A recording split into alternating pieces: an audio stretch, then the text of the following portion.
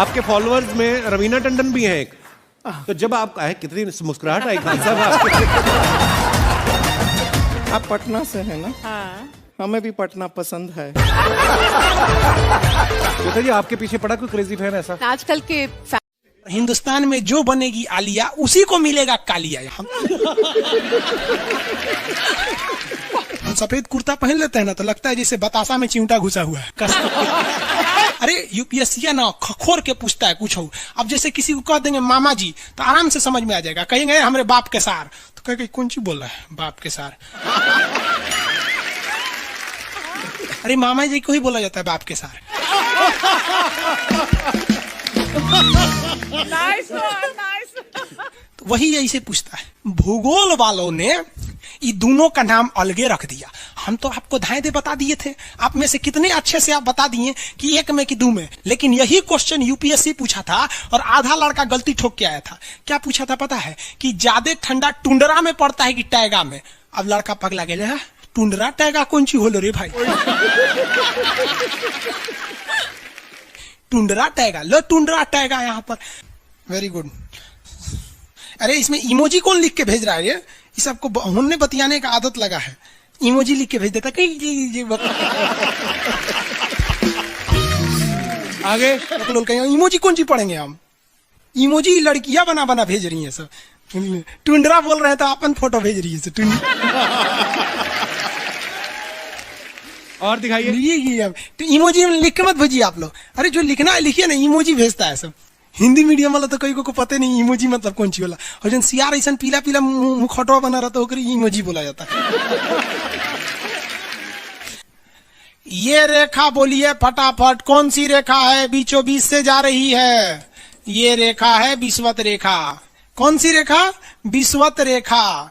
हमारा प्यारा भारत ये रहा हमारा सारे जहां से अच्छा।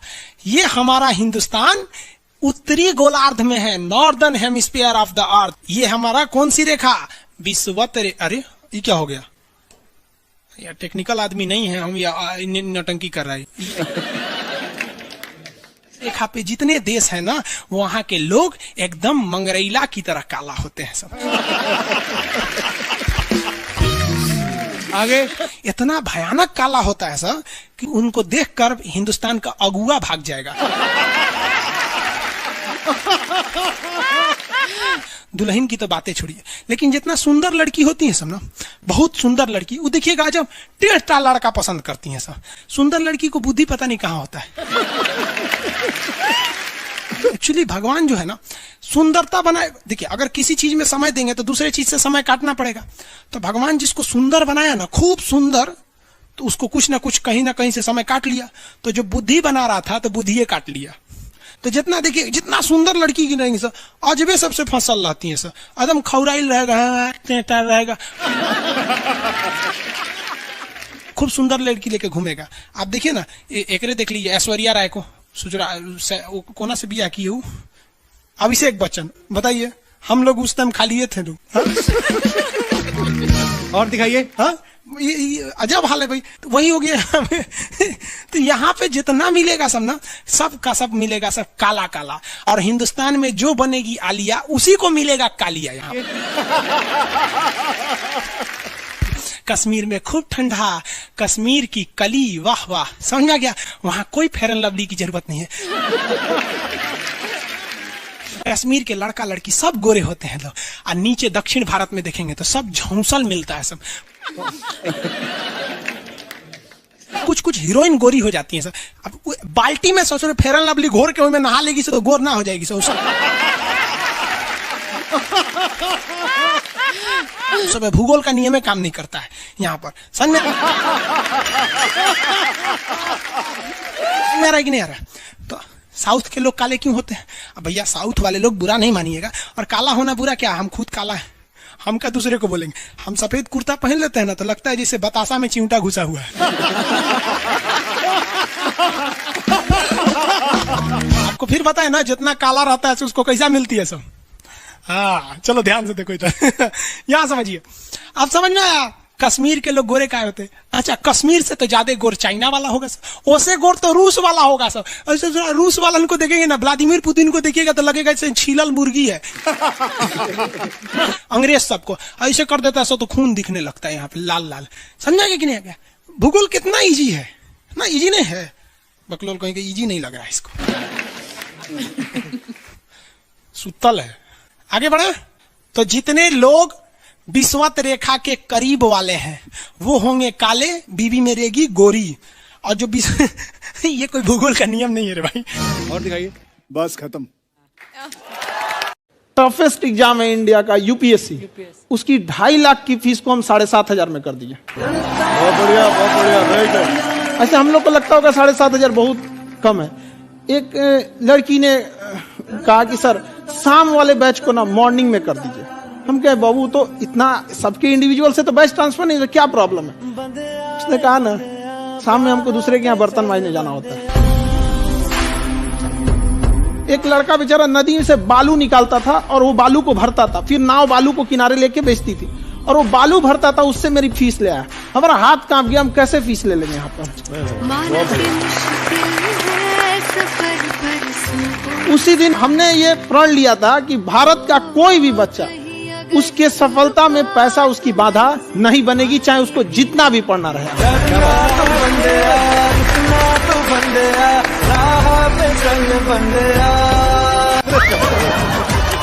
आपके फॉलोअर्स में रवीना टंडन भी हैं एक।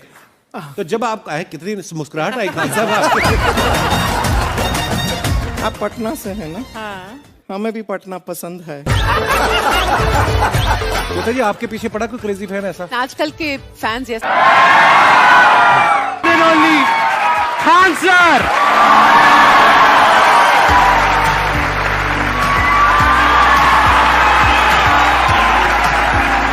क्या हालचाल जी, कैसे हैं आप? सीरियल तो और ससुरा चौपट रहता है। देखो सीरियल में समझे में नहीं आता।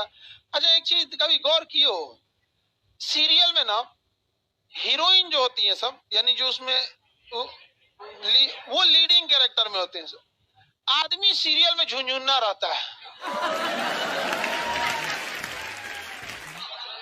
आप सीरियल को ध्यान से देखिएगा, आदमी का रोल क्या होता है। जैसे सीरियल चालू होगा, आदमी को शीशा के सामने टाई लगाते दिखाया जाएगा, उसकी पत्नी बैग लेके खड़ा रहेगी। अगला सीन में वो ऑफिस में लैपटॉप खोला है, खत्म काम उसका, सीरियल खत्म, बाकी सब महिला। अच्छा तू खाना बनाई है, नमक छोंक देगी जा।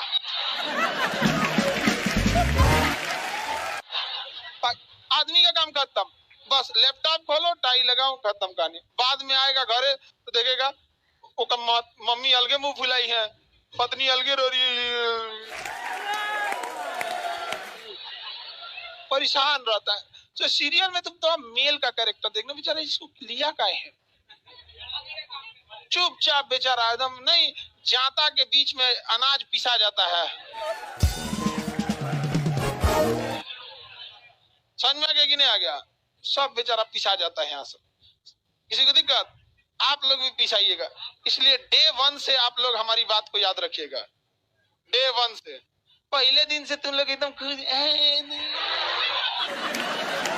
समझ में आता है। तुम्हारा उम्र कितना है रे अभी? तो तुम बोल दिया। पूरा क्लास का माहौल खराब करके रख दिया। टैडी दे, टैडी दे। चल पीछे घूम, पीछे पीछे उधर।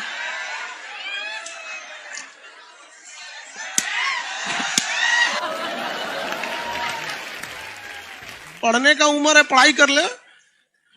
प्यार मोहब्बत के लिए सलमान खान का उम्र भी बहुत है। और जिसको तुम दिन रात पीछे पड़ता है ना, सलमान खान बुढ़ौती में उसको 2 मिनट में फंसा लेगा।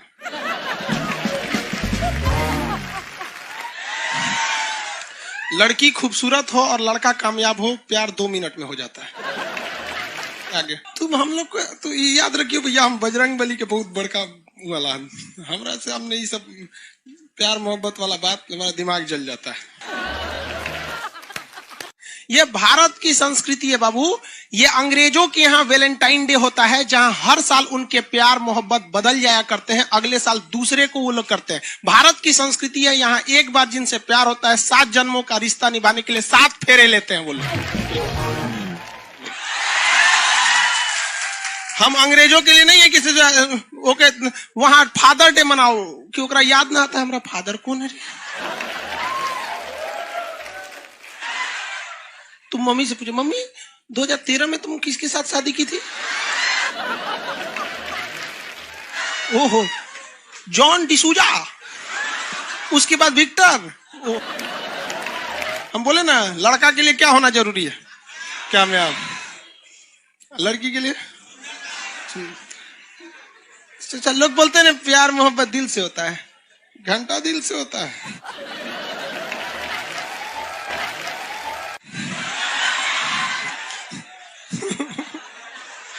अगर प्यार दिल से होता तो सारा ब्यूटी पार्लर बंद हो चुके रहते।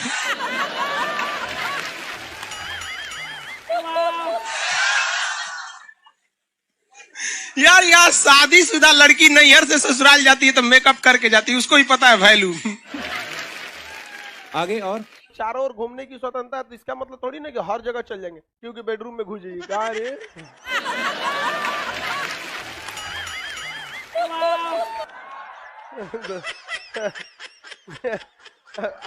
आज जाके कह दीजिए खान सर बोले थे चारों ओर घूमने की स्वतंत्रता के कचर के मारेगा आपको। अगला स्टेशन कैंट एरिया है, वसंत विहार। जिनके पास इस स्टेशन पर उतरने का कार्ड ना हो न उतरे, और आपके पास कार्ड नहीं है उतर गए, चल ना घूम के आते हैं दूसरे का मेट्रो से, तो वहाँ बैठल रहेगा आर्मी वाला धो देगा। अगले मेट्रो में आप जाएंगे नहीं, पहुंचाए जाएंगे। घर में भी देखिएगा ना, महिला हड़ताल करेगी तो बोलबे नहीं करेगी दीदी।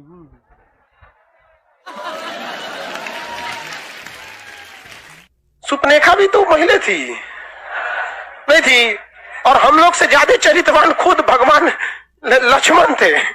उनको नहीं पता था कि डिसिप्लिन क्या होता है, नकिया काट दिए थे। सुपनेखा का नहीं पता है। देखो लड़कियों की मेमोरी को लोग मजाक उड़ाते हैं, लड़कियों को आज भी वो बात याद है कि सुपनेखा जो प्रपोज की थी तो नाक काट लिया गया। कोई लड़की नहीं करेगी प्रपोज, उसी समय से डरी हुई है। ये डर उनके डीएनए में घुस गया है।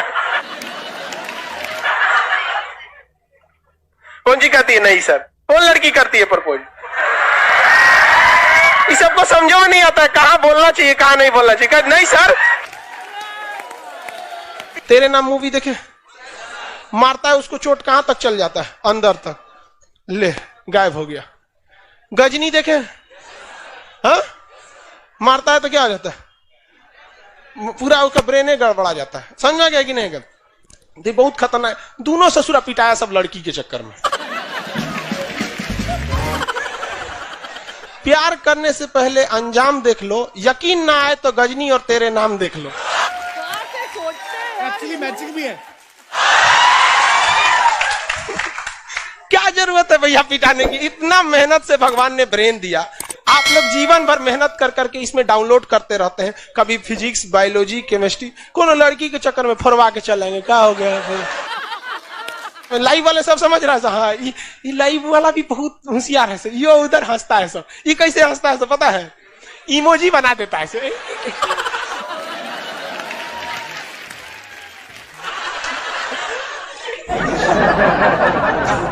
डिजिटल इंडिया में भी हंसी नहीं बर्दाश्त होती, गुस्सियाएगा तो लाल रंग का भौकाल बना दी गई। कब कब बैच लेट हो जाता है ना, गुस्सिया के ऐसे बोलता है सब।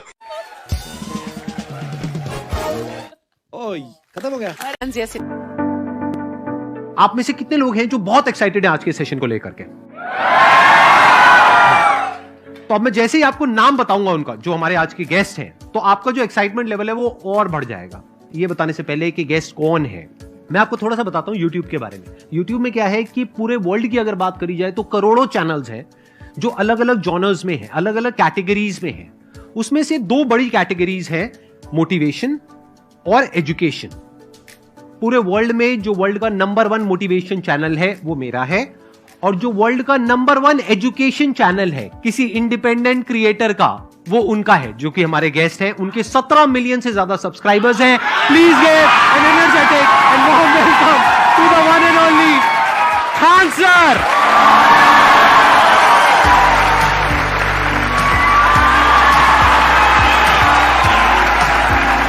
क्या हाल चाल जी, कैसे हैं आप?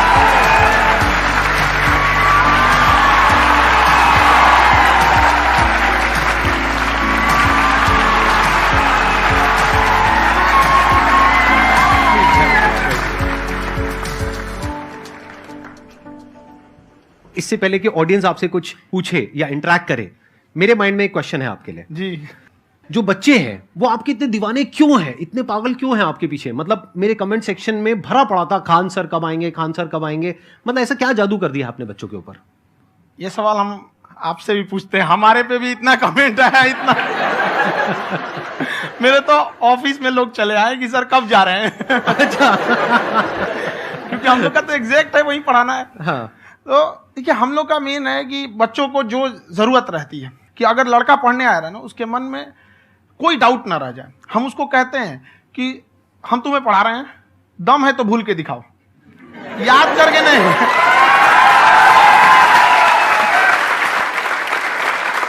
प्लस आप जिस प्राइस पॉइंट पे पढ़ा रहे हैं, आई थिंक वो सबसे कम है, वो बहुत ही कम है। सर ये जो फीस का कल्चर है, ये हमारा इंडियन कल्चर नहीं है।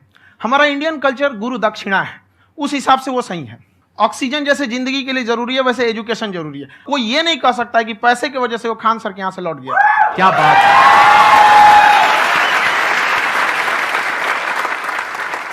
मैंने देखा कि आपका ये जो चैनल है कि ये पिछले 3 साल के अंदर अंदर ही ग्रो किया है। हमको जब चैनल शुरू हुआ तो एक दिन में हम 4-5 वीडियो बनाए। एक हमको कुछ आता, आज भी नहीं आता इतना, तो हम देख के कैमरा उमरा तो हम कंफ्यूज हो गए, बाप रे। तो हम एक ही दिन में वीडियो शूट किया, पढ़ाने वाला टॉपिक था हमको। उसके बाद कभी वीडियो नहीं, 6-7 वीडियो एक ही बार शूट कर लिए।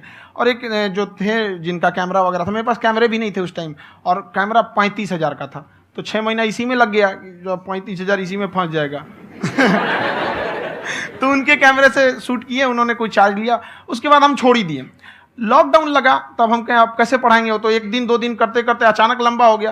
तब हमको याद आया कि ओहो, मेरा एक चैनल भी है वहाँ पे। तो उस समय उस पर लगभग 30,000 सब्सक्राइबर हो चुके थे। तो जैसे लॉकडाउन लगा तो उस पर पढ़ाना चालू किया, और पता नहीं क्या लोगों को पढ़ाई में इतना इंटरेस्ट आ गया कि आपका स्टाइल ऐसा है थोड़ा सा। आप आई थिंक पढ़ाई के साथ साथ में जो बीच बीच में आप थोड़ा बहुत छोड़ते रहते हैं ना, मतलब जो जो एंटरटेनमेंट चलता रहता है। ये बात हम देखिए, जब हम गुलाम थे ना, तो अंग्रेजों ने एक चाल चला था कि भारत को हम फिजिकली गुलाम रखेंगे 100-200 साल, मेंटली 1000 साल कर देंगे। उन्होंने पढ़ाई का मॉडल चेंज कर दिया।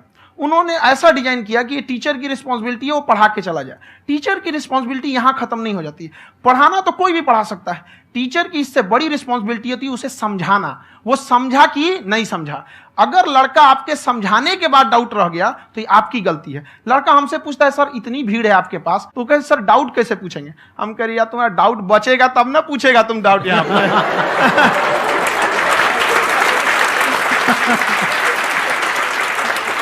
कॉन्फिडेंस नेक्स्ट लेवल है खान सर का, मानना पड़ेगा। और शायद यही वजह है इनकी जो ग्रोथ है उसका। किसी ने शायद सपने में भी नहीं सोचा होगा कि पिछले 2 साल के अंदर अंदर जो आपके चैनल की ग्रोथ हुई है, जैसे आप खुद ही बता रहे हैं कि लॉकडाउन के टाइम पे आपके 30,000 के करीब सब्सक्राइबर्स थे, आज की डेट में 17 मिलियन है। और मेरा एक क्वेश्चन और है, इससे पहले कि ऑडियंस में से आपसे कोई क्वेश्चन पूछे, कि कई बार आप ऐसे भी टॉपिक्स टच करते हैं जो थोड़े से कंट्रोवर्शियल हैं या थोड़े से सेंसिटिव हैं, जिसके ऊपर बात करने की हिम्मत आई थिंक बहुत ही कम लोगों में है। तो आपको कभी ये नहीं लगता है कि कहीं ज्यादा तो नहीं हो रहा है, इसको थोड़ा रोक देते हैं, थोड़ा कम कर देते हैं? क्योंकि कोई लाइन ही नहीं है वैसे तो बोलने को, तो आप कुछ भी बोल दो, कितना भी बोल दो। हुई है कंट्रोवर्सी बहुत बार। एक्चुअली बचपन से हमको फौज में जाना था, और फौज वालों के लिए ये सब मायने नहीं रखता। उसको करना है मतलब करना है, तुम सामने कुछ भी रहो, डजंट मैटर।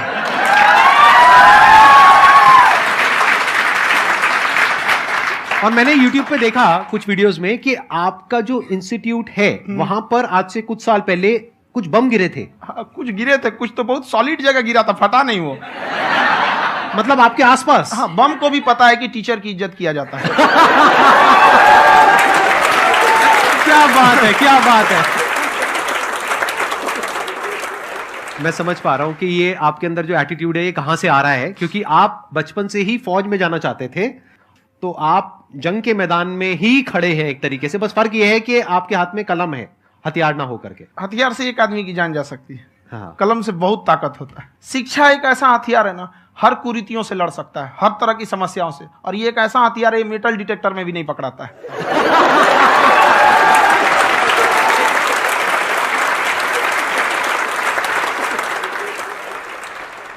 मेरा क्वेश्चन ये है कि अभी प्राइवेट ऑर्गेनाइजेशंस में पीटने का, पनिशमेंट का ये सिस्टम जो है खत्म हो गया है। हम आपके वीडियो में देखे हैं सर कि आप एक बड़ा सा रोल रखे रहते हैं, पुलिस वाला लाठी है वो, पुलिस वाला लाठी है, और स्टेज पे बुला के बच्चों को उसी से धुनाई शुरू कर देते हैं मस्त एकदम से, है ना। तो सर मतलब कि बच्चे मतलब कि डरते नहीं है आपसे, और इस तरीके से कैसे कनेक्टेड हैं आपसे, है ना। और एक और क्वेश्चन सर, यूपीएससी का जो आप अपना बैच स्टार्ट करने वाले हैं, ठीक है, उसके बारे में बताइए सर, क्योंकि मुझे मतलब कुछ इशू करना है सर, ठीक है। और संदीप सर को देख लिए, मेरा तो वैसे ही हो जाना है।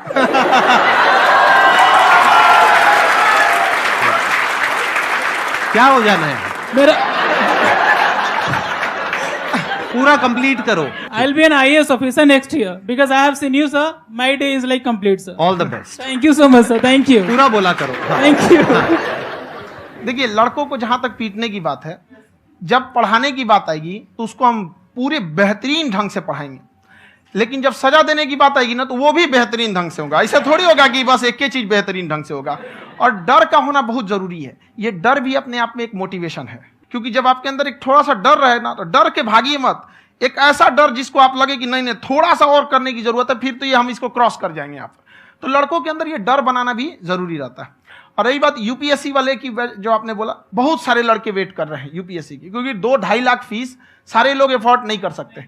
और हमारा वही रहता है, हम तो ज्यादातर हमारे स्टूडेंट देखेंगे तो किसी के रिक्शा वाला, सब्जी वाला, यही लोग, इनको तो 2.5 लाख रुपया, इनके पास पूरी संपत्ति नहीं होती है, फीस कहां से भरेंगे वहां पे, उसके बाद रहेंगे कहां से। तो ऑल ओवर इंडिया से, कश्मीर से कन्याकुमारी तक, गरीब से गरीब भी लड़का उसको पढ़ सकता है। यही कुछ 1000 रुपये मंथली, 12-14 हजार साल का पड़ेगा, खत्म हो जाएगा इतना में।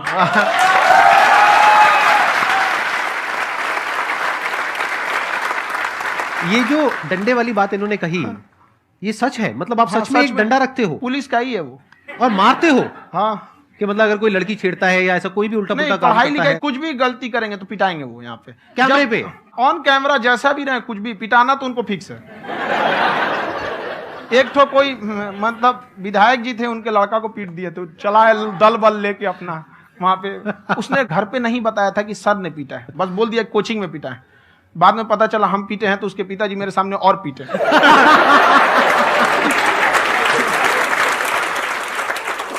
सर, आपका सबसे बड़ा डर क्या है? आप दोनों का। फौजी को डरे नहीं लगता है, बाकी अफसर से पूछिए। आज के सेशन से पहले कोई डर नहीं था, लेकिन अब मुझे इनकी डंडे वाली कहानियां सुन करके डर लग रहा है कि कहीं मैंने गलती से कुछ बोल दिया और इन्होंने कहीं पीछे कुछ रखा हुआ है, और यहीं आ करके अगर इन्होंने मेरी पिटाई कर दी तो बहुत बुरा हो जाएगा। तो इसलिए हमको थोड़ा डर लग रहा है।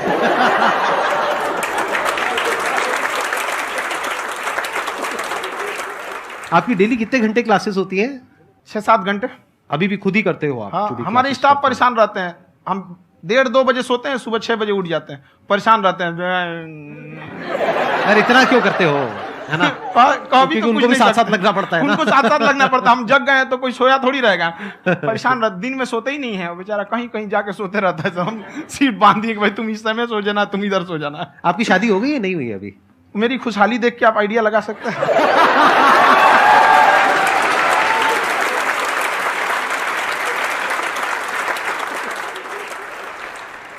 First of all I would like to say sir, thank you so much to you and to your team कि आपने मुझे यहाँ आने का मौका दिया। एंड सर, अब तक मैंने आपको सिर्फ फ़ोन या लैपटॉप में ही देखा है दोनों को, आज फर्स्ट टाइम लाइव देख रही हूँ, तो बहुत अच्छा लग रहा है। तो मेरा क्वेश्चन ये है सर आपसे, जब हम लाइफ में कोई डिसीज़न लेते हैं कि हमें ये पर्टिकुलर चीज़ करनी है, और क्योंकि हम डिसीज़न लेते हैं तो हमारी आदत है कि पहले हम 4 लोगों से पूछते हैं कि तू बता तेरी क्या राय है, तू बता तेरी क्या राय है। तो उनमें से अगर कोई हमें कह देता है कि ये बेकार डिसीजन है, मत कर, तो हमारा माइंड कहीं ना कहीं डाइवर्ट होने लगता है, और उसकी वजह से हम अपना डिसीजन चेंज कर देते हैं। तो मेरा क्वेश्चन ये है कि कैसे हम अपने डिसीजन पे स्टिक रहे, कैसे हम जो दूसरे के ओपिनियन है उनको अफेक्ट ना होने दें अपने ऊपर। दूसरे से सलाह लेने से पहले एक बार खुद उस पर रिसर्च कर लेना चाहिए। ताकि आप सामने वाला क्या सलाह दे रहा है आपको समझ में आना चाहिए। यहाँ पर ऐसा नहीं है कि कई बार ऐसे होते हैं कि दूसरे वाले को एक्सपीरियंस होता है, तो अगर आपको पहले से आइडिया है, उसके बारे में आप बेहतरीन ढंग से रिसर्च किए हैं कि क्या इसमें प्लस पॉइंट है, क्या निगेटिव है, उसके बाद आप किसी से सलाह लेने जाइए। ये नहीं कि मन में आया सीधा बताओ गड़बड़ा जाएगा। तो वहाँ पे पहले आपको R&D करना पड़ता है, समझ में आया कि नहीं। और जिंदगी हो या गाड़ी, जीतेगा वही जो टाइम पे गियर चेंज कर रहा है। तो डिसीजन चेंज करना बहुत ज्यादा गलत नहीं है। इन्होंने बहुत अच्छी बात कही है और मैं इसी बात में थोड़ा सा और ऐड ऑन करूंगा कि ये जो आपने कहा ना कि अपने डिसीजन पे स्टिक कैसे रहें, ये कोई अच्छी क्वालिटी नहीं है, क्योंकि टाइम टू टाइम आपको अपने डिसीजंस को चेंज करना होता है। जैसे आपने 4 लोगों से डिस्कस किया, कोई इंसान कुछ पॉजिटिव बोल रहा है, कोई नेगेटिव बोल रहा है, उससे फर्क नहीं पड़ना चाहिए। डिपेंड ये करता है कि वो जो बोल रहा है उसका बेसिस क्या है। क्या वो किसी नॉलेज या एक्सपीरियंस के बेस पे बोल रहा है या ऐसे ही कुछ भी बोल रहा है? ऐसे ही बोल रहा है तो फिर उसकी बात पे ध्यान क्यों दे रहे हो? अगर किसी नॉलेज या एक्सपीरियंस के बेस पे बोल रहा है, फिर चाहे वो पॉजिटिव बोल रहा है चाहे नेगेटिव बोल रहा है, दोनों ही मायने रखता है। उसके बाद में रिसर्च करनी है और फिर रिसर्च करने के बाद में फाइनल डिसीजन अपना खुद का होना चाहिए। अब वो डिसीजन उससे अलग भी हो सकता है जो आपने पहले लिया था, और वो सेम भी हो सकता है। सर मेरा क्वेश्चन दोनों से है आपसे, how to deal procrastination and laziness. हमारा ब्रेन है ना, ये बहुत आलसी टाइप का, इसको आराम खोजना पसंद है। अब थोड़ा सा भी अब इसको आराम की ओर लेके चले गए ना तो फिर उधर ही रहेगा। आप सोचेंगे 10 मिनट आराम कर लेते हैं ना, तो 10 मिनट 2 घंटा बना देगा। उसको टॉर्चर कीजिए, चल 10 मिनट बाद में, उसको आप उस पर हावी में, वो कह रहा है कि हमको आराम चाहिए, आपको हाँ आराम मिलेगा, पहले काम फिर मिलेगा आराम।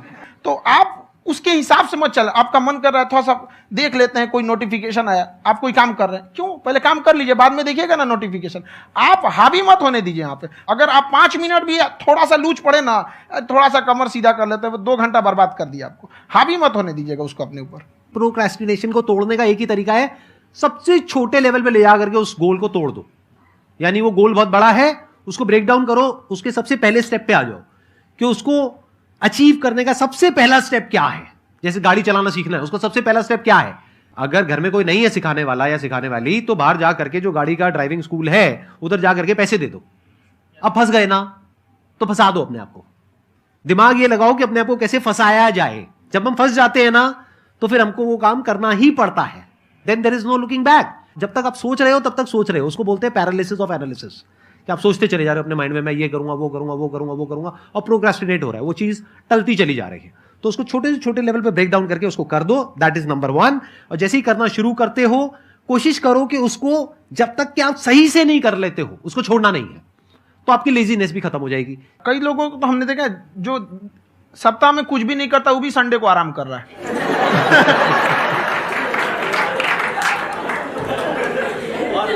वैसे कहा भी जाता है कि अगर कोई काम आपको करवाना है ना, तो ऐसे किसी इंसान को दो जो बिजी है। हाँ। ऐसे आदमी को मत दो जो खाली है। ये परफेक्ट एग्जाम। किसी को भी आप देखिएगा जिसको आप कहते हैं कि मतलब थोड़ा ठीक ठाक आप समझते हैं कि नहीं ये बहुत आगे निकल, वो एक काम को खत्म करने के बाद कभी आराम नहीं करेगा। एक काम खत्म हुआ उसको लगेगा हाँ एक खत्म हो गया, अब दूसरा करना चाहिए। और वही जिसको देखिएगा एक खत्म हो गया और आराम करना चाहिए, कभी नहीं, लाइफ में आखिरी सांस तक।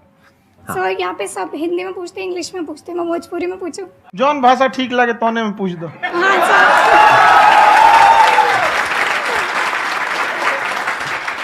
सर ये पूछे के चाहते नहीं कि जैसे हमने के पढ़ाई करी नहीं सर, तो कभी कभी डेली टारगेट्स जो होला वो कंप्लीट ना होला। अगर टारगेट्स कंप्लीट भी होला तो फिर ऐसा इरिटेशन या फिर वो एंजाइटी या फिर कि और करना है या फिर अभी नहीं हुआ, वो चीज़ हमेशा रहेला, तो वो कम कैसे करल जाए? देखिए टारगेट्स को ना हम लोग को एक अपने हिसाब से पहले फिट करना चाहिए। ऐसा नहीं कि दूसरे किसी इंसान को देख के हम टारगेट फिट कर ले। कोई लड़का 8 घंटा पढ़ रहा है, कोई पहली बार अभी पढ़ना ही चालू किया, उसको देख के 8 घंटा पढ़ेगा तो पढ़ाई छोड़ देगा। तो आप अपनी क्षमता के हिसाब से देखिए कि आप कितना पढ़ सकते हैं। अगर आपने एक घंटे को बना लिया कि हम 1 घंटा पढ़ सकते हैं, अगले 1 हफ्ते तक उसको सस्टेन रखिए। जिम में कैसे करते हैं लोग, पहले दिन उठा लीजिएगा 1 क्विंटल तो हार्ट अटैक हो जाएगा। तो वो धीरे धीरे टारगेट सेट कीजिए और अपनी क्षमता को भी देखिए। हर इंसान की क्षमता अलग है। कंगारू को देख के हाथी छलांग मारेगा, पैर तोड़ के बैठ जाएगा।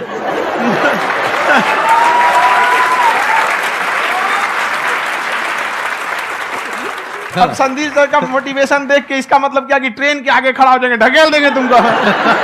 हालांकि ऐसा कर देते हैं, लेकिन ऐसा करिएगा लोग नहीं, क्षमता पता होना चाहिए। आपके अंदर एंजाइटी हो रही है कि मैंने कर तो लिया है, आप ये नहीं कह रहे कि मैंने कुछ भी नहीं किया है फिर मेरे को एंजाइटी हो रही है, आप ये कह रहे हो मैंने काफी कुछ कर लिया है फिर भी एंजाइटी हो रही है कि कहीं कुछ छूट तो नहीं गया है। तो बेसिकली आपको ये देखना है कि अगर आपके अंदर ये एंजाइटी हो रही है, that means you are a very good student, आप एक अच्छे स्टूडेंट हो। क्यों? क्योंकि बहुत सारे स्टूडेंट्स तो ऐसे हैं उनको पढ़ने के नाम से एंजाइटी होती है। तो आपको एंजाइटी हो रही है कि मैंने पढ़ लिया, दिन में मानो 8 घंटे का आपने टारगेट सेट किया और 6 घंटे पढ़ लिया, या मान लो 8 घंटे भी पढ़ लिया, फिर भी एंजाइटी हो रही है कि मैंने 10 घंटे नहीं पढ़ा। तो ये तो अच्छी क्वालिटी है ना, ये तो एक ब्रिलियंट स्टूडेंट की क्वालिटी है, क्योंकि एंजाइटी उसी को होती है जो केयर करता है, जिसको परवाह है, उसी की तो एंजाइटी होती है। जैसे माँ को अपने बच्चे की, जैसे एक माँ को अपने बच्चे के, जैसे एक माँ को अपने बच्चे को लेकर के एंजाइटी होती है। हंस लो मजाक उड़ा लो मेरा। कोई बात नहीं, एडिट कर देंगे इसको हम। हाँ।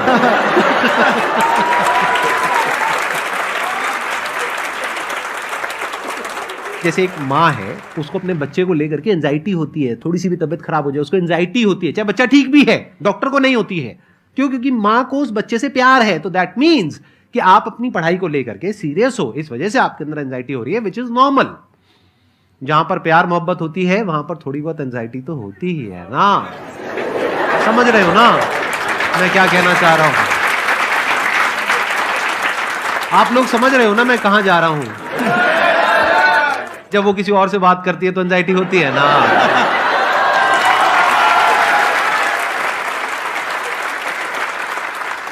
सर, आपकी स्टोरी हमने सुनी थी, तो एक टाइम आया था जब आप गंगा किनारे जाके बैठ गए थे, उस समय आपको कुछ समझ नहीं आ रहा था। तो उस समय मतलब आपने ये डिसीजन कैसे लिया कि अब आगे नहीं, यहाँ से वापस जाना है? रास्ता ही नहीं था।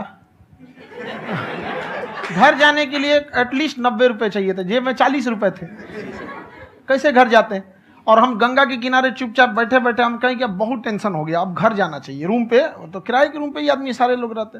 गए वहाँ पे तो रूम लॉक हो गया था, तुम खटखटाए तो ऊपर से गुस्सा से बोले जो ऑनर थे, क्या टाइम हो गया है? तुम कहे 9-10 बज रहा होगा। घड़ी देखिए तो 2 बज रहा था रात का, 2-2:30 बज गया था वहाँ। टेंशन में आप तो होता है, कई बार ऐसा समय आएगा कि लगेगा जैसे अब कुछ नहीं हो सकता है, तो इससे घबराना नहीं है। कभी कभी गुच्छे की आखिरी चाबी भी ताला खोल देती है।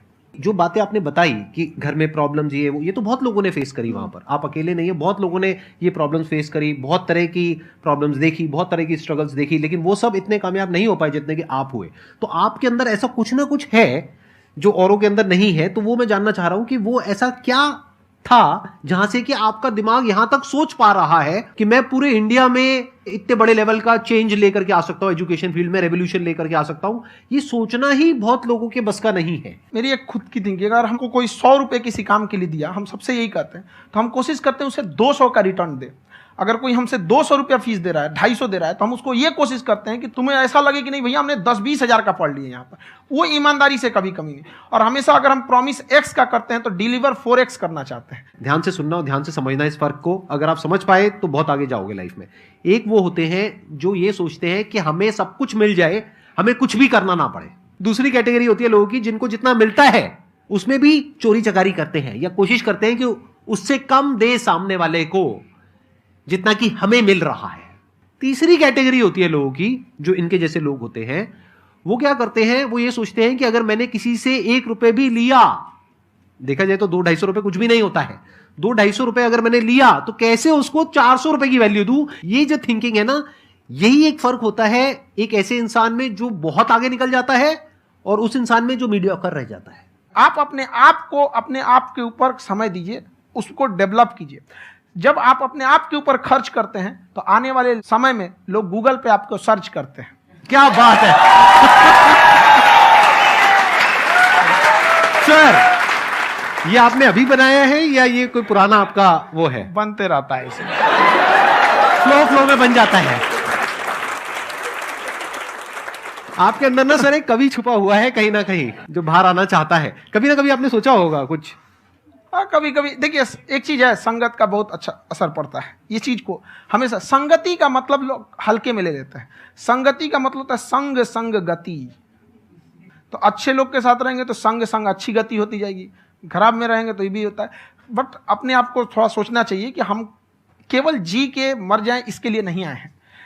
लोग कहते हैं कि सर नाम क्यों नहीं बताते अपना। हमारी एक ही सोच है कि जाने के बाद इस दुनिया से हमको मतलब एक चीज देना चाहते हैं स्टूडेंट्स को कि वो याद करें कि इस पैसे की भाग दौड़ की दुनिया में हर कोई दोनों हाथ से लूटने में लगा है, खाली हाथ जाने के लिए, ये सबको लगा है। तो हर कोई को ये सोचना चाहिए कि था कोई इंसान जो इतने कम फीस में इतनी शिक्षा जो महंगी थी, जो कमाने का रास्ता था, उसको भी एकदम कंपटीशन इतना कर दिया कि अब लोगों को अपनी फीस बढ़ाने में डर लगता है कि अरे यार, लड़का कमेंट करता है कि खान सर इतना ले रहे हैं, आप बहुत बड़ा टीचर हो गए।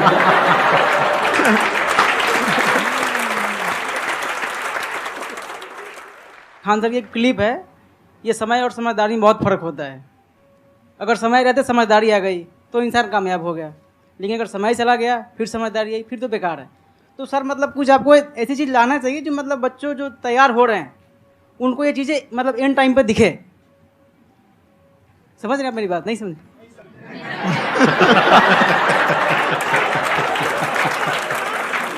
यही होता है सर, सर का मोटिवेशन ज्यादा हो जाता है। जब आप स्ट्रगलिंग फेज में हैं तो कम से कम चीजों को अपने ऊपर खर्च कीजिए, ज्यादा से ज्यादा सीखने में खर्च कीजिए। अगर आपको राजा बनने का शौक है तो गुलाम की तरह मेहनत करना सीखिए, तब राजा बनेंगे।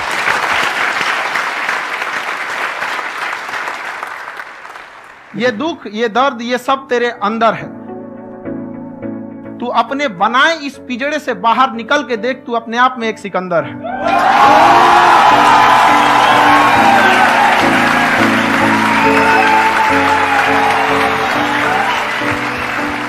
Thank you so much sir for coming. बहुत मजा आया मेरे को आपके साथ में इंटरेक्ट करके। आई एम श्योर आप लोगों को भी बहुत मजा आया होगा।